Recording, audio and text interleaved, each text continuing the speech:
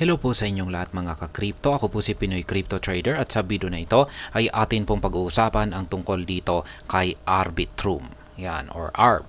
Isa po itong price forecast kung saan ang mga bulls ay target po nilang magkaroon ng retest dito sa presyong $1.50.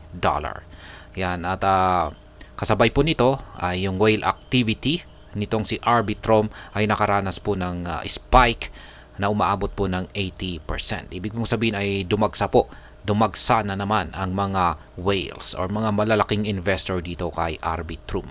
At ayan, bago po tayo magpatuloy ay nais ko lamang po munang bigyang linaw ang aking disclaimer kung saan ang nilalaman po ng video na ito ay hindi po ito isang financial advice. For education and information purposes lamang po ang layunin nito.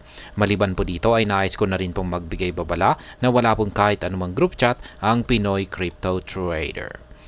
At ayan, Arbitrum price reclaimed the $1.20 territory on June 6 after having fell to two-week low of $1.10 48 hours earlier.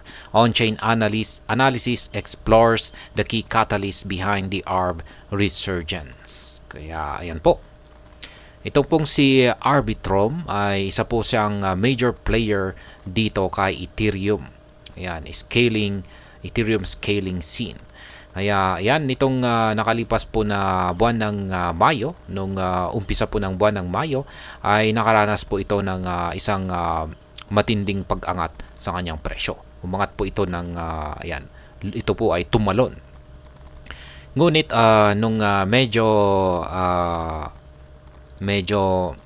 nagkaroon na po ng cooldown sa pagkatapos po ng Ethereum ETF approval, ay ayan, nakaranas po ng 17% na pagbagsak ang presyo ni Arbitrum. Kasi yung mga investor ay nag-shift na po sila ng kanilang focus or naghanap na po sila ng ibang mga cryptocurrency asset. Kaya ayan, ngayon sa linggo na ito ay ang crypto market ay nagkaroon na naman ng panibagong positibong optimism. At syempre dahil dito ay si Arbitrum ay nakaranas po ng 70% na pag-angat sa kanyang presyo nitong nakalipas na 48 oras or 48 hours. At diyan bagya po niyang nagawang akyatin ang presyong $1.20. Ngayon ay ang mga crypto experts ay sila po ay naghahanap ng isang interesting na on-chain data. At ayan, mukhang nakita po nila na may whale activity po ngayon kung saan ay yung mga malalaking investor ay pinapagalaw po nila yung kanilang malalaking amount na pera or puhunan. At dahil dito ay nakaranas po ng surge, yan 68% na surge itong si Arbitrum ngayong buwan ng June. Kaya nagpapakita po ito na ang mga whales ay muling nagbabalik at bumibili ng Arbitrum. Kaya ito yung nagdudulot ng bullish momentum or bullish na sign para sa presyo ni Arbitrum ngayon.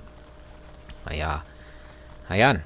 Ngayon ay historically ay meron pong $1.20 na resistance level itong si Arbitrum.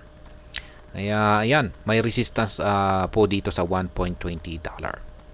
Ngunit sa pamamagitan po ng mga aksyon or pagbili, tuloy-tuloy na pagbili ng mga whales, ay may mga analyst po ang naniniwala na ang mga bulls ay magagawa po nilang itulak ang presyo ni Arbitrum patungo sa presyong $1.50. Ayan, sa tulong po ng mga whale.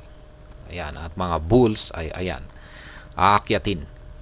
magagawang akyatin ni Arbitrum ang presyong $1.50. At meron din pong isang datos na nagpapakita po ng malaking grupo ng mga investors na nakabili. Ayan, nakabili po.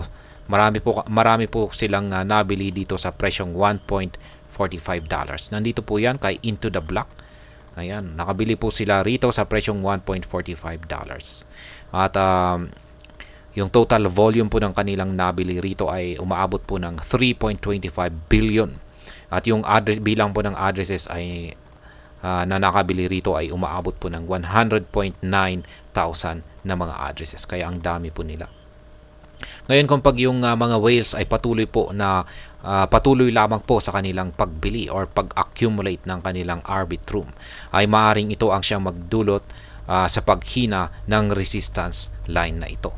At hanggang sa tuluyang mabasag po ito at dyan na po magpapatuloy sa pag-angat itong si Arbitrum kapag nangyari ito. Ngunit wag po tayong pakakasiguro kasi posibleng mangyari na rin ang kabaliktaran dito at ang market ay biglang bumagsak. Ayan, hindi po kayanin ng mga bulls na yan, kung sakaling hindi po kayaning lampasan or basagin ng mga bulls yung resistance line natin dito sa 1.20 ay syempre ang mangyayari po rito ay ang kabaliktaran kung saan ay makakaranas po ng pagbagsak ang presyo ni Arbitrum. At kapag nangyari ito ay maaring bumagsak po ang presyo ni Arbitrum sa ilalim ng $1 na presyo.